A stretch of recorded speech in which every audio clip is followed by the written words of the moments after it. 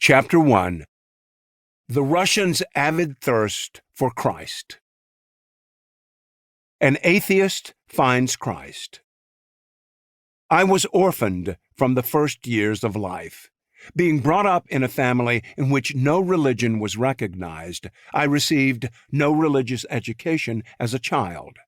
As the result of a bitter childhood, which included knowing poverty in the difficult years of World War I, at age 14, I was as convinced an atheist as the communists are today. I had read atheistic books, and it was not just that I did not believe in God or Christ. I hated these notions, considering them harmful for the human mind. So I grew up in bitterness toward religion. But as I understood afterward, I had the grace to be one of the chosen of God for reasons that I don't understand. These reasons had nothing to do with my character, because my character was very bad. Although I was an atheist, something unreasonable always attracted me to churches. I found it difficult to pass a church without entering it. However, I never understood what was happening in these churches. I listened to the sermons, but they didn't appeal to my heart. I had an image of God as a master whom I should have to obey.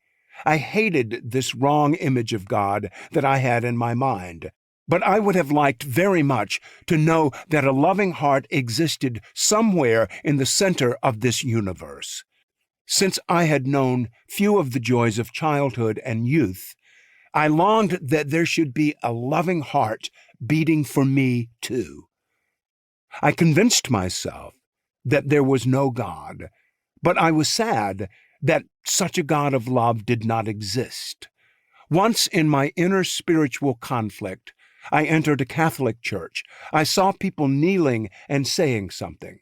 I thought, I will kneel near them so I can hear what they say and repeat the prayers to see if something happens.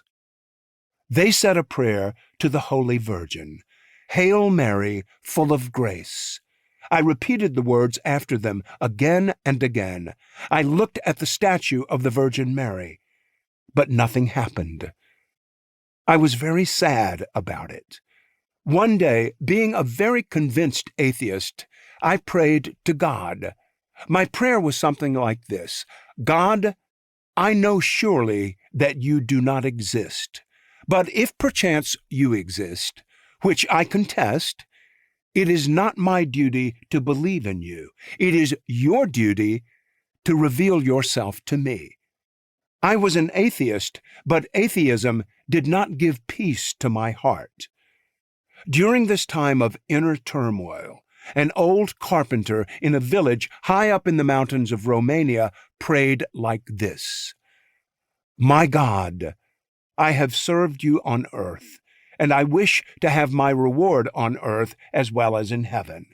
And my reward should be that I should not die before I bring a Jew to Christ, because Jesus was from the Jewish people. But I am poor, old, and sick. I cannot go around and seek a Jew. In my village there are none. Bring a Jew into my village, and I will do my best to bring him to Christ." Something irresistible drew me to that village. I had no reason to go there. Romania has 12,000 villages, but I went to that one. Seeing I was a Jew, the carpenter courted me as never a beautiful girl had been courted. He saw in me the answer to his prayer and gave me a Bible to read. I had read the Bible out of cultural interest many times before, but the Bible he gave me was another kind of Bible. As he told me some time later, he and his wife prayed together for hours for my conversion and that of my wife.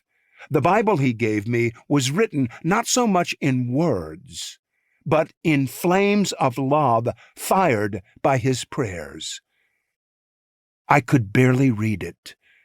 I could only weep over it.